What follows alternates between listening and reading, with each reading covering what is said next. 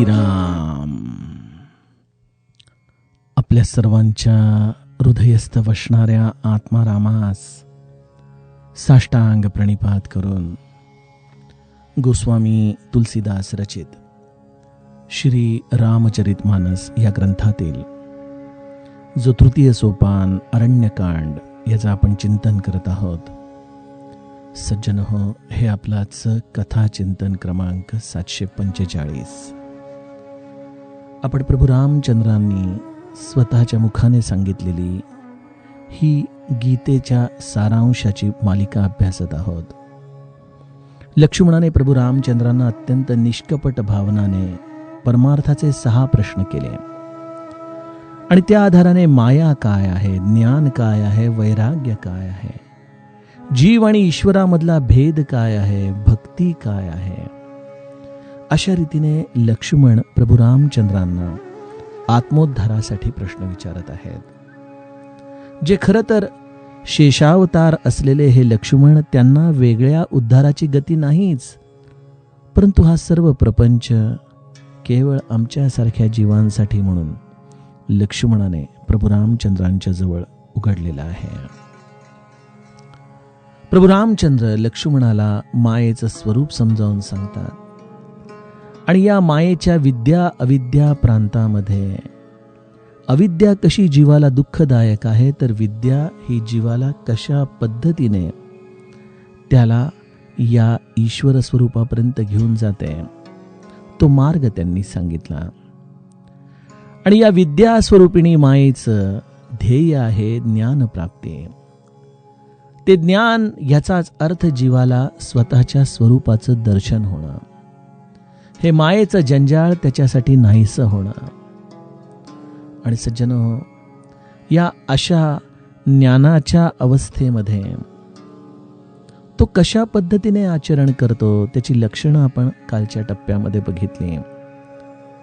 ज्याच्याकडे ज्ञान आहे परंतु कुठल्याही पद्धतीचा अभिमान नाही, जो समत्वाने या सर्व सृष्टीला पाहतो, जो त्रिगुणाच्या पलीकडं असलेल्या या ईश्वराशी तद्रूप होऊन राहतो, असं हे ज्ञानाची अवस्था. आणि तत्पश्चात जीव आणि ईश्वर ह्यांमधलं अंतर प्रभू रामचंद्रांनी अगदी थोडक्यात सांगितलं की जो ईश्वर स्वतःचं स्वरूप आणि माया ह्याला जाणत नाही तो जीव आहे. तर जो या मायेच्या पलीकडे असलेला सर्व विश्वाच्या चेतनेचा बिंदू तरी देखील कर्मव्यवस्थेच्या आधाराने या जगामधून अकर्तुम असलेला हा भगवंत, अशा या भगवंताच्या प्राप्तीचं साधन गोस्वामीजी आम्हाला आजच्या चौपायांमधून सांगू लागतात. धर्म ते बिरती जोग ते ज्ञाना, ज्ञान मोक्ष प्रद वेद बखाना, जाते बेगी द्रवऊ मैं भाई, सोमम भगति भगत सुखदाई,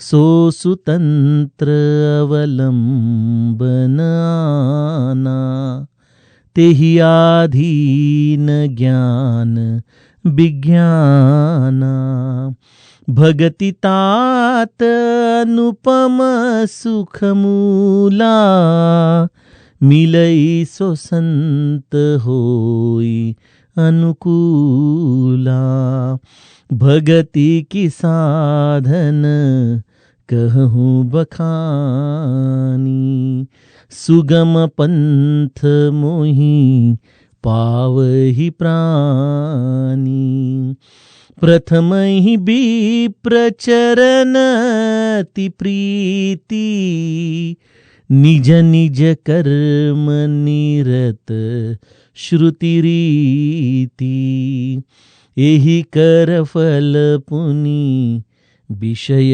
विरागा, तब मम धर्म उपज अनुरागा, श्रवणादिक नव भक्ति दृढ़ाई, मम लीलारती अति मन माही, संत चरण पंकज अति प्रेमा, मन क्रम बचन भजन दृढ नेमा, गुरु पितु मातु बंधु पति देवा, सब मोहि कह जाने दृढ़ सेवा, मम गुण गावत पुलक शरीरा, गद गद गिरा नयन बहनीरा, काम आदि मद दंभन जाके, तात निरंतर बस मैं ताके, बचन कर्म मन मोरी गति, भजनु करहि निकाम, तिनके हृदय कमल महु, करऊं सदा विश्राम, सियावर रामचंद्र प्रिय हो।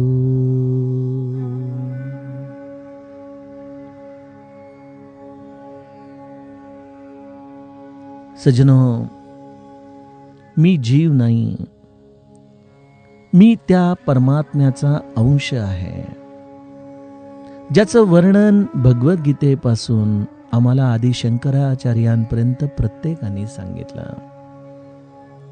भगवद्गीता 15व्या अध्यायामध्ये ममैवांशो जीवलोके जीवभूत सनातनः मनश्चेष्टानींद्रियाणि प्रकृतिस्थानि कर्षति.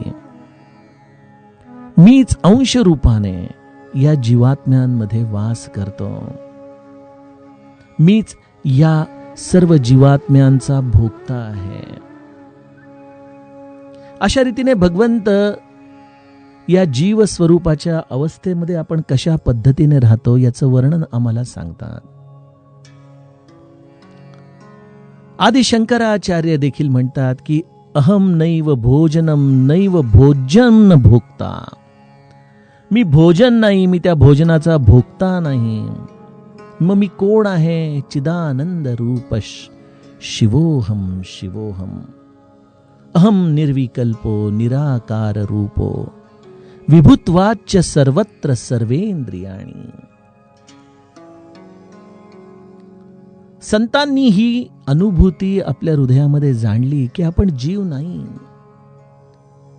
समर्थ तर आपल्याला या जीव रूपाला चोर म्हणतात आत्मनिवेदनामध्ये. एक मुख्य परमेश्वरू, दुसरी प्रकृती जगदाकारू, तिसरा तू आणिला चोरू. श्री महाराज आपल्याला गोड शब्दामध्ये मी जीव हा भ्रम, या भ्रमात्मक अवस्थेमध्ये तू जगत आहेस हे सांगतात. म्हणजे बघा, सर्व आचार्य, आमचे सर्व आराध्य आम्हाला एक गोष्ट निश्चितपणे सांगतात की बाळा, तू जीव नाहीस, तू जीव नाहीस. तूच तो सच्चिदानंदाचा अंश आहे. आणि ज्याप्रमाणे अमृताचा थेंब जरी जिभेवरती ठेवला तरी तो अमृतत्व देण्यासाठी पुरेसा आहे, त्याप्रमाणे ममैवांशो जीवलोके हा सच्चिदानंदाचा अंश आमच्या हृदयामध्ये असतानाही गंमत अशी आहे की संतांनी जो बोध जाणला तो बोध मात्र आम्हाला अजूनही जाणवत नाही. श्री महाराज म्हणतात की ज्या वेळेला गोड वस्तू कडू लागते त्यावेळेला समजावं की नक्कीच पोटामध्ये रोग आहे. संत आम्हाला सांगतात की मी सच्चिदानंदाचा अंश आहे आणि मला मात्र त्या आनंदाची अनुभूती नाही. याचा अर्थ दोष कोणामध्ये असेल तर तो माझ्या अंतरंगामध्ये आहे, माझ्या पोटामध्ये रोग आहे. आणि या रोगाला संतांनी भवरोग म्हटलेला आहे. बघा,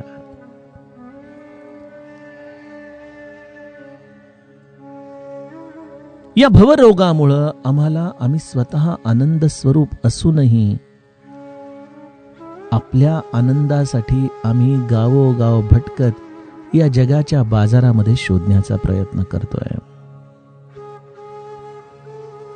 हा खरा मार्ग आतमध्ये जाण्याचा आहे. आम्ही या इंद्रियांच्या आधाराने चुकीच्या रस्त्याने फिरत आहोत आणि त्यामुळं आम्हाला ज्या रस्त्यांवरती सुखाची बाजारपेठच नाही, अशा रस्त्यावरती आयुष्य काय अनंत जन्म जरी चाललो तरी ते सुख प्राप्त होणार नाही, हेच अजूनही आमच्या मनाला पटलेलं नाही. तो आनंद आपल्या अंतरंगामध्ये आहे, आपल्या हृदयामध्ये आहे. आणि त्यासाठी म्हणून संत आम्हाला साधन देतात त्या आनंदापर्यंत जाण्यासाठी. हा प्रवास आहे स्वतःच्या अंतरंगात उतरायचा, म्हणून साधनाची गरज आहे. जसं बाह्य लौकिकामध्ये मोठा प्रवास करायला आपल्याला सर्वोत्तम वाहन जर जवळ असेल तर तो प्रवास सुखकर होतो, जलद होतो. परंतु जर आमचं वाहन योग्य नसेल तर प्रवासामध्ये अनंत अडचणी येतात.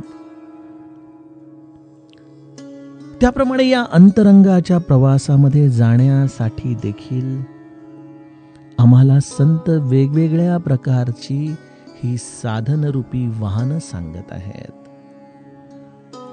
आणि हा प्रवास ज्याचा त्याने करावाच लागतो. तुम्ही असं समजू नका की आता आपण परमार्थामध्ये आलो, सद्गुरूंचा अनुग्रह घेतला म्हणजे आपल्याला तो प्रवास आता मिळणार. तुम्ही त्या प्रवासासाठी आता प्रवेश घेतलेला आहे. आता या रस्त्यावरती या साधनेच्या बळकटीच्या आधाराने तुम्हालाच चालायचं आहे. सद्गुरू तुम्हाला निश्चित वाट दाखवणार, बळ देणार. परंतु समर्थ म्हणतात त्याप्रमाणे सदा राम नामे वदा पूर्ण कामे कदा बाधिजेना पदा नित्य नेमे. आणि काय मदालस्य हा सर्व सोडून द्यावा. आम्ही परमार्थामधली काही सूत्र आपल्या आळसाला झाकण्यासाठी देखील बऱ्याचदा वापरतो बरं का. काय करायचं, महाराजांची इच्छा नाही माझ्याकडून जप करून घेण्याची. अरे ज्यांचा श्वास नाम आहे ते तुम्ही नाम घेण्यापासून परावृत्त कसं करतील बरं तुम्हाला. हा सर्व दांभिकतेचा भाग आहे आपल्या हृदयामधला. हा मद आणि आळस हा आम्हाला या परमार्थामध्ये कुठल्याही प्रकारचं कार्य पुरुषार्थ करून देण्यासाठी म्हणून बऱ्याचदा अडथळा ठेवतो. म्हणून समर्थांनी नेमक्या शब्दामध्ये आम्हाला सांगितलं, मदालस्य हा सर्व सोडून द्यावा. मद हा ज्ञानातून येतो की आता नवीन काय करायचंय, नवीन काय बघायचंय, आम्हाला सगळं माहिती आहे, आम्ही एवढे ग्रंथ वाचलेत. म्हणजे कधी कधी हे ज्ञानच आमच्या जीवनामध्ये हा मद निर्माण करतं. तर बद्धावस्थेमध्ये आळस चढतो. समर्थ आपल्याला ही आळस आणि ही निद्रा याचं एकत्रीकरण करून दुश्चित्त निरूपण समजावून सांगतात की कसा जीव दुश्चित्त होतो.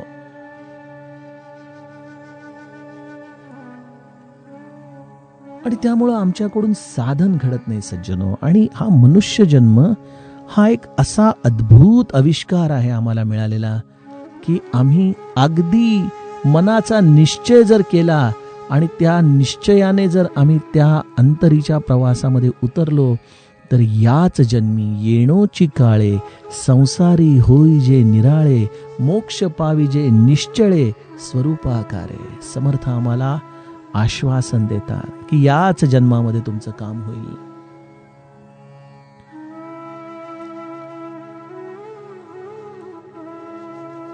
गरज आहे तळमळीची आतमध्ये उतरून या साधनाला आपल्या हृदयाशी घट्ट धरून त्या ध्येयाला गाठण्याची. कुठलंही तुमचं साधन असो, परंतु या साधनेसाठी जसं एखाद्या गाडीला 4 किंवा 5 गिअर असतात, तुम्ही पहिल्याच मिनिटाला 5व्या गिअरमध्ये गाडी टाकू शकत नाही. तुम्हाला प्रथमतः पहिला, मग दुसरा, मग तिसरा, अशा पद्धतीनेच गाडीला पुढे न्यावं लागतं. त्याप्रमाणे सर्वात प्रथम गोष्ट, कुठल्याही साधन मार्गाने जर तुम्हाला आज जायचं असेल तर गोस्वामीजी देखील आम्हाला तीच गोष्ट सांगतात. धर्म ते बिरती जोग ते ज्ञाना, ज्ञान मोक्ष प्रद भेद बखाना. यातील हा योगाचा भाग आपण आता थोड्या वेळापुरता बाजूला ठेवत, परंतु त्याच्यातलं जे पहिलं चरण आहे ते सर्वात महत्वाचं आहे. धर्म ते बिरती. धर्माचरणाने तुम्हाला तुमच्या जीवनामध्ये परमार्थाला अपेक्षित असलेलं वैराग्य उतरवावं लागतं. धर्म आचरण नाहीये, सदाचार नाहीये, आणि तुम्ही कितीही जरी साधनेचं अवडंबर केलं तरी ते साधन तुम्हाला तुमच्या हृदयस्थ असलेल्या ईश्वरापर्यंत घेऊन जाऊ शकत नाही. मना वासना पाप बुद्धी नको रे. समर्थ देखील आपल्याला 3-4 श्लोकामध्ये सांगून टाकतात. मना पाप संकल्प सोडून द्यावा, मना सत्य संकल्प जीवी धरावा. हा आमच्या अंतरंगामध्ये जोपर्यंत आम्ही स्वतःला या सदाचाराच्या आधाराने या अंतरीच्या प्रवासामध्ये झेपावत नाही, तोपर्यंत ही इमारत आमची कधी भक्कम होऊ शकत नाही. आणि त्यामुळे श्री महाराज म्हणतात की नीती धर्म हा परमार्थाचा पाया आहे. पाया हा भक्कमच असायला हवा. परंतु त्याच वेळेला तुम्ही एक लक्षात घ्या की महाराज पुन्हा सांगतात की परंतु पाया याचा अर्थ घर नाही. एखादा म्हणेल अहो मी अगदी धुतल्या तांदळासारखा या जीवनामध्ये जगलो, मला कशाला पाहिजे हा परमार्थ, कुठली नीतीच्या विरोधातली मी गोष्ट केली नाही. ठीक आहे. आणि त्यामुळे महाराजांचं हे वाक्य आपल्याला त्यावेळेला लक्षात येतं की केवळ नीतीचं आचरण म्हणजे परमार्थ असं होऊ शकत नाही. दुसरी गोष्ट अशी आहे की ही देखील एक प्रक्रिया आहे. तुम्ही असं म्हणू शकत नाही की मी पूर्णपणे पोहायला शिकल्याशिवाय पाण्यात उतरणार नाही. नाका तोंडात पाणी जातं, अनेकदा आपला दम संपतो, भीती वाटते. त्याप्रमाणे आपण जीव आहोत, चुकू शकतो. तर ह्याचा अर्थ आपल्याला या अंतरीच्या प्रवासामधून बाहेर पडलं पाहिजे असं नाही. स्वतःची चूक मान्य करावी, भगवंताच्या चरणी अनन्य भावाने क्षमा याचना करावी आणि पुन्हा आपल्या या प्रवासाला लागावं.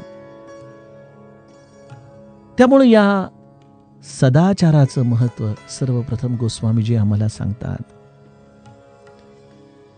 आणि त्यानंतर मग जे वेगवेगळे साधन मार्ग आहेत त्यामध्ये एक साधन मार्ग आहे तो म्हणजे योगाचा. हा योग जो आपल्या जीवनामध्ये देह आणि आत्मा यांच्या संयोगातून आम्हाला या ईश्वराचा साक्षात्कार घडवून देतो. अत्यंत प्रभावी तंत्र आहे, यात काही शंका नाही. आणि त्या योगाच्या आधाराने हे ज्ञान होणं हा त्या मनाने जलद गतीचा मार्ग आहे. आजच्या काळामध्ये देखील आपण बघतो एखाद्या प्रवासाला जाताना सायकलपेक्षा 2 चाकी बरी, 2 चाकीपेक्षा 4 चाकी बरी, 4 चाकीपेक्षा देखील जर हवाई प्रवास करता आला तर तो आणखीन बरा. हे आम्ही मनामध्ये विचार करत जातो, कारण आम्हाला तो वेळ प्रवासाचा कमी करायचा असतो. योग मार्ग देखील हा आम्हाला भगवंताशी संयोग करण्यासाठी प्राप्त असलेला एक अत्यंत परिणामकारक असा मार्ग आहे. आपल्या या पातंजलींनी जी या योगाची अष्टसूत्री आम्हाला दिली, त्यामध्ये देखील यमनियम हे आम्हाला सदाचाराचं सर्व महत्व सांगतात. या यमनियमाच्या पाठोपाठ येणारं आसन, प्राणायाम, प्रत्याहार, धारणा, ध्यान आणि समाधी ही 8 पावलांची असलेली ही योगिक क्रिया. परंतु यामध्ये गंमत अशी आहे की हे सर्वसामान्यांना जमणारं काम नाही. श्री महाराज म्हणायचे की जुन्या काळचे ऋषी मुनी कंदमुळं फळं खाऊन राहायचे.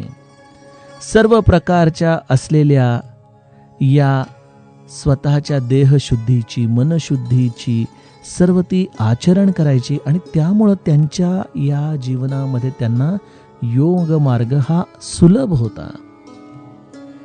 आजच्या काळामध्ये आम्ही सर्व फास्ट फूड खाणारी मंडळी आणि त्यामुळं योग देखील फार फास्ट भगवंताची आम्हाला प्राप्ती करून देतो याच्या आपल्याला जाहिरातबाज्या सगळीकडेच दिसतात सध्याच्या काळामध्ये. माऊली हरिपाठामध्ये आपल्याला तेच म्हणते ना की योग याग विधी येणे नोहे सिद्धी वायाची उपाधी दंभ धर्म. मला माऊलीचं नवल वाटतं, माऊली नाथपंथीय आणि त्यामध्ये या योगीची असलेली सर्व लक्षणं माऊलीमध्ये परिपूर्ण आहेत. तरी देखील माऊली हरिमुखे म्हणा, हरिमुखे म्हणा, पुण्याची गणना कोण करी, हा बहुजन हिताय हाच मंत्र सर्वांना देते.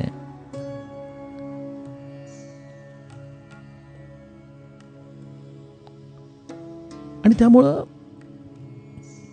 योगातून ज्ञान होतं निश्चित, यात काही शंकाच नाही. परंतु गोस्वामीजी म्हणतात की त्या योगातून ज्ञान होतं आणि त्या ज्ञानाने मोक्ष प्राप्त होतो. हे आजपर्यंत सर्व वेद उपनिषदांनी आम्हाला सांगितलेलंच आहे. परंतु हा वेद मार्ग हा सर्वसामान्यांना सुलभ नाही.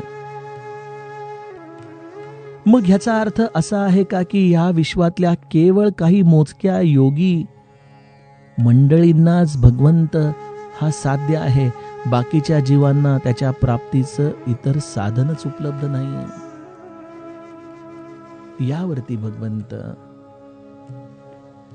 एक अत्यंत सुंदर असं त्याच्यापर्यंत येणारं स्वतंत्र मार्गाचं वर्णन आम्हाला सांगू लागतो.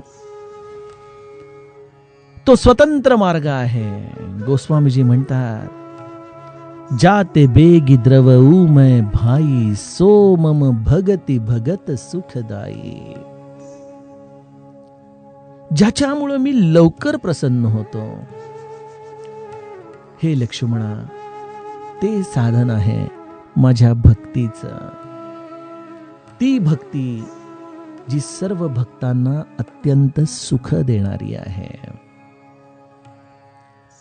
भक्ती मार्गाचं प्रतिपादन प्रत्यक्ष प्रभू रामचंद्र आपल्या मुखाने लक्ष्मणाला सांगतात. मना सज्जना भक्ती पंथेची जावे, तरी श्रीहरी पाविजे तो स्वभावे.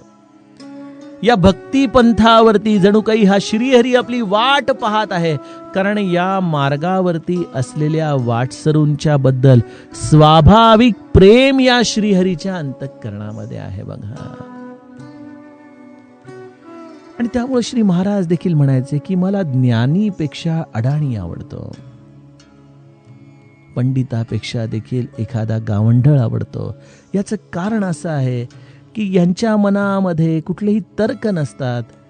भगवंताची ही अत्यंत भक्ती निरागसतेने ते करू शकतात आणि त्या मार्गाचा प्रत्यक्ष हा भगवंत भोगता आहे. आणि ही भक्ती भक्तांसाठी अत्यंत सुखदायक आहे. बघा, आपण म्हणतो की ध्येय, जसं एखाद्या प्रवासाला आपण निघतो, म्हणतो की त्या प्रवासाच्या अंतिम टप्प्यापर्यंत पोहोचू तेव्हा तर आनंद आहेच, ठीक आहे, परंतु तिथं जाणारा प्रवास देखील आनंददायक असला पाहिजे. योग प्रक्रियेमध्ये तो प्रवास त्या मानाने तितका आनंददायक नाही. अजपा जपणे उलट प्राणाचा, तेथेही मनाचा निर्धारू असे. ज्या योगामध्ये प्राण आणि अपान वायूचा समन्वय केला जातो, जिथं इडा आणि पिंगळा यांच्या आधाराने सुषुम्ना उघडली जाते, जिथं या चक्रांची शुद्धी करत करत करत या प्राणशक्तीला सहस्राकारापर्यंत हा योगी घेऊन येतो, हा सर्व मार्ग अत्यंत खडतर आहे सज्जनो. तो चुकीचा आहे असं नाही, परंतु तो सर्वांना सुलभ नाही. बघा, जसं एव्हरेस्टवर जाण्याचे देखील वेगवेगळे मार्ग आहेत. नेपाळकडून जातात, काही लोक चायनाकडून येतात. मला आता त्यातलं नेमकं एक मार्ग माहीत नाही, परंतु एक असं म्हटलं जातं की बहुतेक चायनाकडून येणारा मार्ग हा अत्यंत खडतर आहे, त्यामुळे त्या भागातून कोणीही एव्हरेस्टवर चढत नाही. त्या मानाने नेपाळकडून जाण्याचा मार्ग हा चीनच्या मार्गापेक्षा सोपा आहे. तो अत्यंत सोपा आहे असं मी म्हणणार नाही, परंतु त्या मानाने सोपा आहे. त्यामुळे अत्यंत खडतर मार्गाने तेच ध्येय गाठण्यापेक्षा त्यापेक्षा कमी खडतर असलेला, प्रवास सुखदायक करणारा, प्रवासाचा आनंद मिळवून देणारा मार्ग हा जीवाला स्वाभाविकपणे सोयीस्कर ठरतो. भगवंत देखील आम्हाला तेच सांगतो की बाळांनो, एवढे कष्ट का घेता माझ्यासाठी?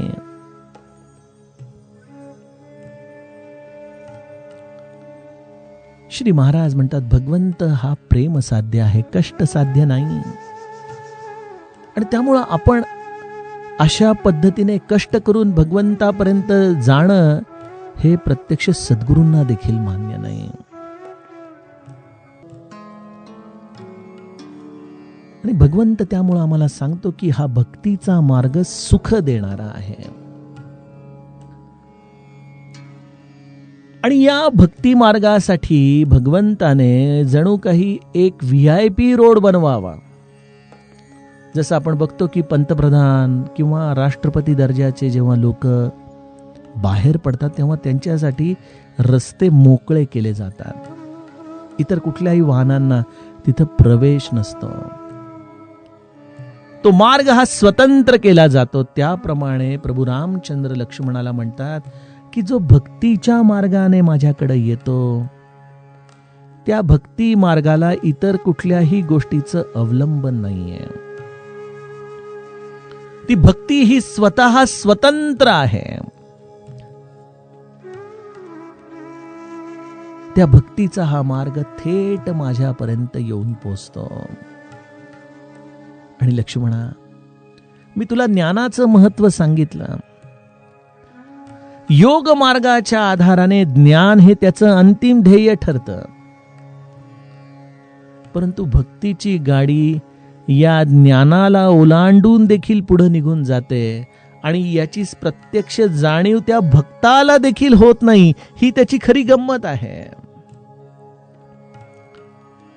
सो सुतंत्र अवलंबन आना, तेही आधीन ज्ञान विज्ञाना, भगति तात अनुपम सुख मूला, मिलई सो संत होई अनुकूला.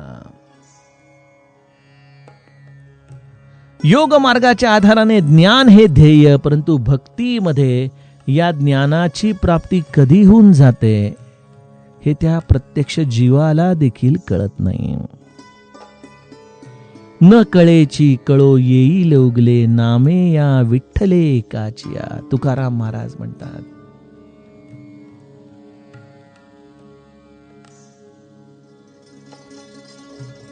वेदांताचं सार हे प्रत्येकाला समजण्यासारखं नाही, परंतु भक्ताची अवस्था अशी आहे की जो या भगवंताच्या भजनामध्ये रंगून गेला, जो त्याच्या या नामाच्या प्रेमसागरामध्ये अखंड बुडाला, त्याला या वेदांताचं मर्म, त्याचं सार हे स्वाभाविकपणे कळून जातं.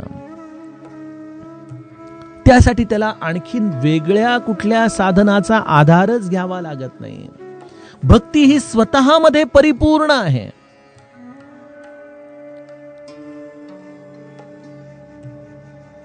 आणि त्यामुळे इथं आपल्याला गोस्वामीजी सांगतात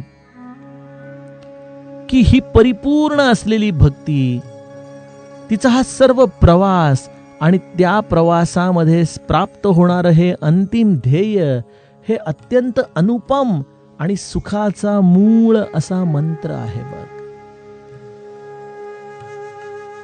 प्रत्यक्ष भगवंत आपल्यापर्यंत येण्याचा मार्ग सांगतोय. आता ह्यापेक्षा अजूनही काय वेगळं त्याने सांगावं आपल्याला? आम्ही नाहक कशाला स्वतःला शिणवायचं? जेव्हा आमच्यासाठी रेड कार्पेट टाकून जणू काही भगवंत त्या रस्त्यावरती आपली वाट पाहत असावा, असा हा भक्तीचा अनुपम आणि सुखद मार्ग आहे.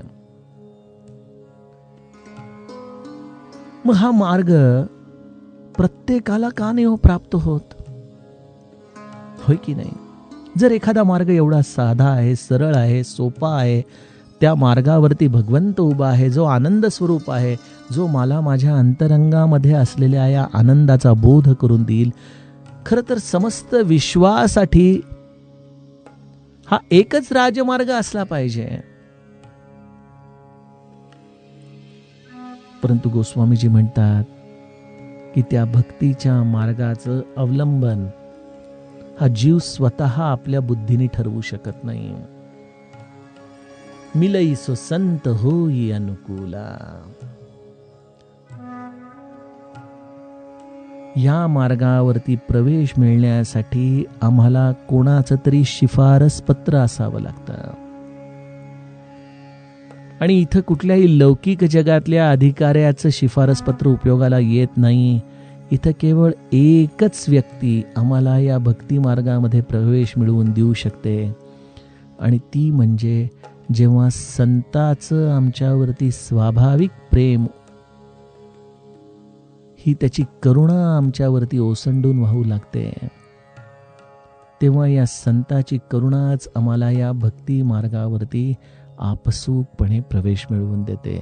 अन्यथा बुद्धी मार्गाने जाणारा मनुष्य, तार्किक मनुष्य, अनंत प्रकारची वेदांतांची सार त्यामध्ये वादविवाद करणारा मनुष्य, ही सर्वजण या भक्ती मार्गापासून विन्मुख राहतात.